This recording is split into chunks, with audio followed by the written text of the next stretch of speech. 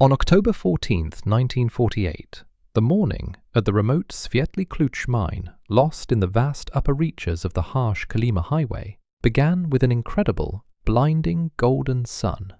After the prolonged September rains, which seemed to have forever transformed the local taiga clearings into an impassable mess of liquid clay and broken rock, this sudden calm seemed a true miracle. The battered mercury thermometer, carelessly nailed to the rickety porch of the prospector's cooperative office, had crept to an incredible 11 degrees Celsius by 10 o'clock. Young miners, yearning for real warmth during the short and dreary northern summer, jokingly threw off their heavy, oil-soaked quilted jackets and were left clad only in light cotton shirts. Village housewives, joyfully calling to each other through the blind wooden fences, hurried to hang out their woolen clothes to dry and flung open the heavy shutters of their log huts, ventilating the stale air. The entire valley, hemmed in on all sides by gloomy, rocky hills, seemed to take a deep, relaxed sigh, believing that the harsh Kolyma winter would linger for many weeks this time. No one in Svietly Kluch paid the slightest attention to the barely noticeable, razor-sharp purple streak slowly emerging on the very edge of the northwestern slope of the main ridge. No one, that is, except for the 60-year-old hermit Ivan Gromov, whose strange, sprawling farmstead stood alone on a high rocky ridge at the very entrance to a remote, wind-swept gorge. The old man stood at the foot of his monumental, impossibly massive hut and gazed intently, unblinkingly, at the distant, hazy peaks of the distant mountains. He neither rejoiced in the gentle sun nor shared in the general merriment of the prospectors, who were noisily celebrating the successful end of the panning season at the local beer shop. The violet line on the horizon took on a heavy, leaden gleam, and Gromov clearly understood that this deceptive silence was merely a death mask concealing a monstrous catastrophe. This was no ordinary thundercloud or the harbinger of a run-of-the-mill autumn snowfall, but a colossal polar hurricane of unprecedented fury, capable of turning a blooming valley into an icy hell in a matter of hours. The old man had seen something similar 30 years ago on the coast of the Sea of Okhotsk, when a sudden ice storm buried an entire fishing village and its inhabitants under 5-meter-deep snowdrifts in a single day. Gromov slowly turned, adjusted the heavy leather sling with an antique carpenter's axe on his shoulder, and resolutely walked toward the massive gates of his fortified courtyard. His 19-year-old grandson, Alexei, rolling a huge barrel of salted fish toward the threshold, froze in surprise, noticing the stern frown on his grandfather's grey brows. The old man never wasted words. Long years of solitary life in the remote taiga had taught him to face any whim of nature with complete, almost frightening calm. Leshka, drop the barrel, grab the spades, and immediately drag into the house all the remaining supports we've prepared to reinforce the back wall, the hermit said in a low voice. His grandfather's voice was so flat and firm that the boy rushed to carry out the order without further questioning, leaving the unfinished work outside. While the entire mine continued to enjoy the unexpected warmth, feverish, hard work began on the hermit's estate, which from the outside seemed like the height of madness. What made this taciturn, sullen old man so prescient and prepared for a natural disaster that caught even seasoned tiger wolves and mine managers off guard? Gromov had arrived in these parts 3 years ago, having purchased for next to nothing the most unpromising, rocky plot of land on a steep hillside, considered unsuitable for construction by everyone. He was a hereditary carpenter from the northern Pomors, a man who knew the cold not from books, but perceived it as a dangerous, calculating and powerful enemy. The local settlers, however, built their houses according to standard southern blueprints, with single-layered walls and huge windows that looked directly onto the north side of the gorge. Ivan immediately realized that such flimsy structures would not withstand a real Kolyma blizzard, and he set about constructing a structure that the locals immediately dubbed Gromov's Madness. For 3 years, the old man and his grandson worked to build not just a residential hut, but a veritable wooden fortress, using the forgotten technology of triple log construction. They laid a colossal foundation of wild, flat stone, bonded with a special mortar made of river clay and sifted stove ash. On this foundation, carpenters erected 3 independent walls of thick, larch logs, each over 40 centimeters in diameter. Between the outer, middle, and inner logs, Gromov left 30-centimeter wide gaps, which they hand-filled with a complex mixture. They used dry tiger moss, sifted charcoal, and small river pebbles, which perfectly retained heat and prevented moisture from penetrating the living space. But the most unusual element of the structure was the north wall of the house.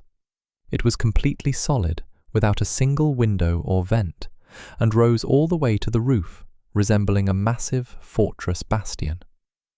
The mine's director, Ilya Rogov, passing by the hermit's estate at the head of an engineering commission, would pause for a long time at the fence, examining the monumental structure with open mockery. Gromov, have you become obsessed with fortifications in your old age? What do you need 3 walls and that impenetrable box to the north for? Are you planning to defend yourself from the Japanese here? He shouted loudly, attracting the workers' attention. The prospectors eagerly picked up on their director's jokes, and soon rumors began to spread throughout Svetly Kluch that the old man had completely lost his mind over his carpentry. Gromov never engaged in idle arguments or tried to prove anything to anyone. He simply continued methodically swinging his axe, laying down row after row of stones. He knew full well that when the true polar wind arrived, all these mocking words would not warm a single person in the freezing valley. The old man sealed the interior of the walls with heavy large planks, turning his hut into a monolithic thermal cocoon capable of withstanding a direct hit by a hurricane. Around 4 o'clock in the afternoon, the balmy, lazy warmth that had enveloped the Svetly Kluch Valley was instantly shattered by an ominous, growing roar emanating from the polar coast. It wasn't just a strong wind, but a colossal Arctic cyclone that slammed like a crushing ram into the defenseless mine, leaving the crew no chance to prepare. The air temperature, which had hovered around 11 degrees Celsius at midday, plummeted to minus 28 degrees Celsius in just 30 minutes, turning all the meltwater on the roads into a solid sheet of ice. The oncoming hurricane, with gusts easily reaching 40 meters per second, instantly tore off the lightweight iron roof from the mine office and swirled enormous clouds of dry rock chips and debris into the air. Visibility instantly dropped to arm's length, and people trying to reach their homes fell, blinded by the furious streams of ice pellets that instantly cut through their skin until they bled. Ivan Gromov and his grandson managed to close the massive large gates and lock the front door of the hut with 4 heavy bolts just moments before the main force of the storm descended on their rocky ridge. A strange, almost unnatural silence reigned within the triple log structure, broken only by a dull, deep rumble emanating from the north side of the house. A huge polar hurricane was battering the very same solid wall the old man had spent 3 years building, despite all the taunts and caustic jokes from the local prospectors. Alexei, holding his breath, pressed his ear to the inner crown of the log structure, expecting to hear the crack of breaking wood, but the wall, over a meter thick, didn't even flinch under the force of the gale. A thick layer of dry logs, compacted moss, and charcoal absorbed all the colossal kinetic energy of the wind, turning the deadly blow into a barely audible, powerless hiss on the surface. By the morning of the 3rd day, the polar hurricane had not weakened, but had transformed into a solid, monolithic wall of icy chaos, dropping the actual temperature to a brutal minus 49 degrees Celsius. In the ordinary frame houses of the mining village, hastily constructed from damp boards, a true humanitarian catastrophe had begun, the kind Gromov had warned about the previous summer. Due to hurricane-force gusts of air, the thin, single-walled walls of the standard huts froze completely within the first 12 hours, and the living rooms were covered with a thick crust of grey, fluffy frost. In desperation, people bundled up in whatever winter clothes they had, burning expensive furniture, books, and kitchen tables in their stoves. But all the warmth was immediately blown out through countless cracks. The worst hit were those families whose houses had the misfortune of facing the northwest slope. The wind simply blew out the frames along with the jambs, letting the frost in. On the 5th day of continuous icy captivity, when Svetly Kluch was completely immersed in darkness and polar cold, a rifle butt pounded furiously and persistently on the heavy door of the hermit's hut. When Alexei lifted the inspection hatch, he saw Ilya Rogov, the mine director, standing on the threshold, his arrogant face now a mask of white frostbite and dried blood. Behind him, huddled closely together, stood 12 terrified women and small children, whose flimsy barracks had been razed to the ground by the wind the previous evening. Engineer Rogov, who had recently laughed louder than anyone about Gromov's fortress in the local beer shop, was now kneeling in a snowdrift, his frozen hands extended. "Ivan, for God's sake, let the people in. Half the stoves in our village have collapsed from the cold. The barracks are cracking at the seams. The children are freezing alive," the chief shouted hoarsely, choking on ice chips. Gromov silently stepped aside, allowing the exhausted, half-dead men to enter his warm living space, scented with dry pine and resin. Alexei immediately scooped up the crying children, helping them shed their icy coats, and seated them closer to the enormous Russian stove, where heavy larch logs blazed steadily and hotly. Inside the hermit's triple-log hut, the temperature remained at a steady 22 degrees Celsius, and this warmth seemed like a true miracle to the prospectors, a miracle descended from heaven. Not a single vein in Ivan Gromov's face twitched with malice. He uttered not a single word of reproach toward his chief persecutor, understanding that harsh Kolyma had already put everything in its place. The old man calmly walked up to the kitchen table, poured some hot lingonberry tea into a large mug, and handed it to the mine manager, who was trembling with shame and cold. By the beginning of the 2nd week of the great polar storm, Ivan Gromov's hut had become the only remaining inhabited island amidst a raging ocean of icy darkness. Inside the spacious triple-height log structure, originally designed for 3 people, 32 living souls now found refuge, including the entire Mine Engineering Commission. The men took turns manning the massive stove, splitting dry larch logs in the entryway and ensuring the fire never went out. Marfa, the wife of the team leader, and the other women organised the continuous cooking of simple tiger food from the supplies of salted meat and dried fish that the hermit had carefully accumulated over the years.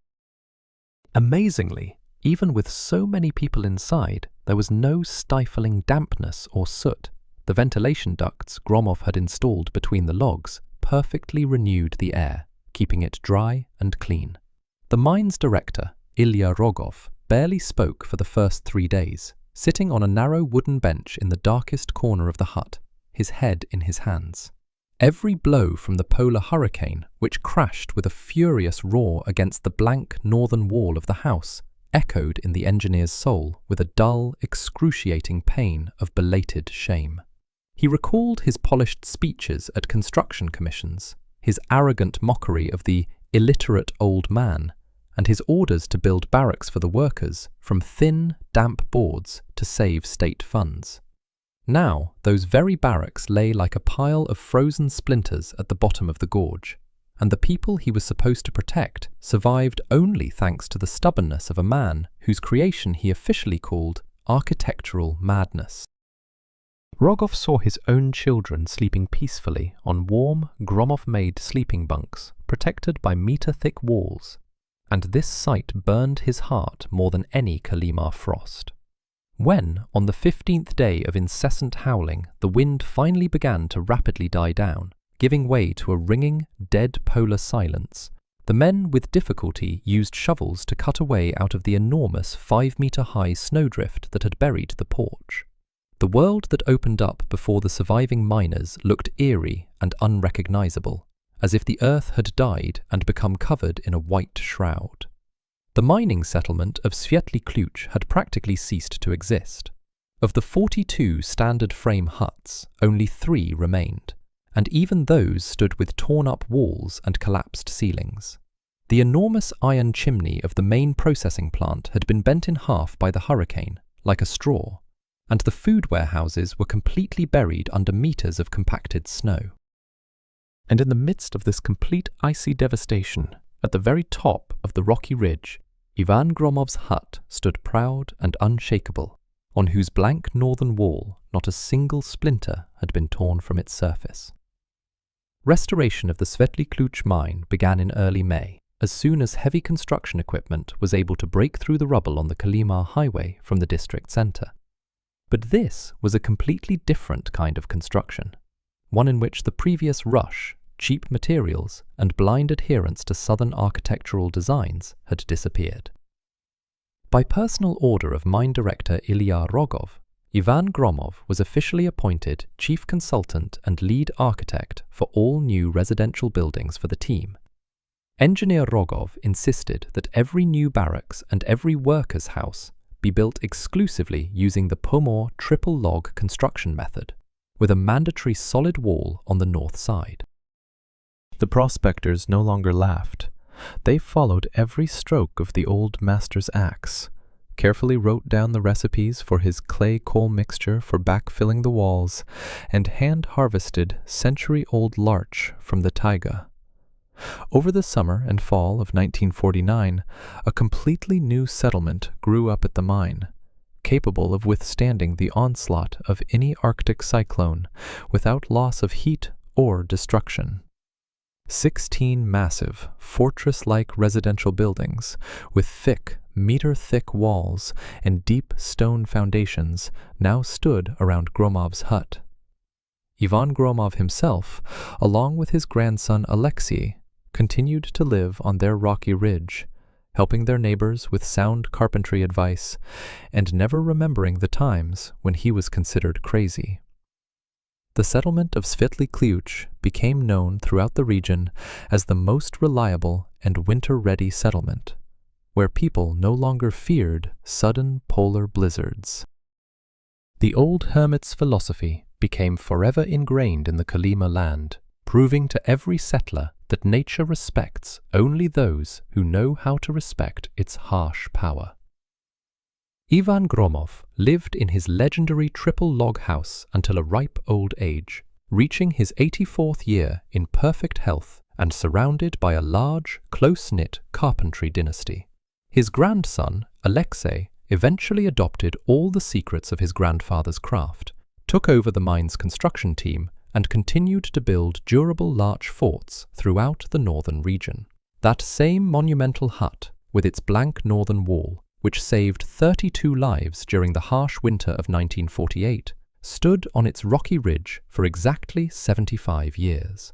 The building resisted the ravages of time with the same incredible tenacity as the man who spent 3 years of his life constructing it, despite the general mocking madness. When modern engineers decided to inspect the old structure in the early 2000s, they discovered that the moss and coal inside the walls had transformed over the decades into a monolithic, stone-like thermal armor. Today, on that very high, rocky ridge at the entrance to the remote gorge where the hermit's house once stood, a memorial of dark Kolyma granite stands. The monument was erected with funds from the great-grandchildren and great-great-grandchildren of those very same prospectors who found salvation inside the triple log cabin during the polar hurricane. The polished face of the granite slab bears the words Ivan Gromov loved to repeat to his grandson during the arduous toil of his axe.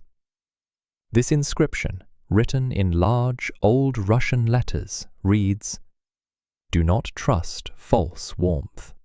Build for the bitter cold, and then your wall will stand forever." Every driver passing Svietli Kluch along the snow-covered Kolyma highway stops at this hill to pay tribute to the great human foresight that conquered Arctic death.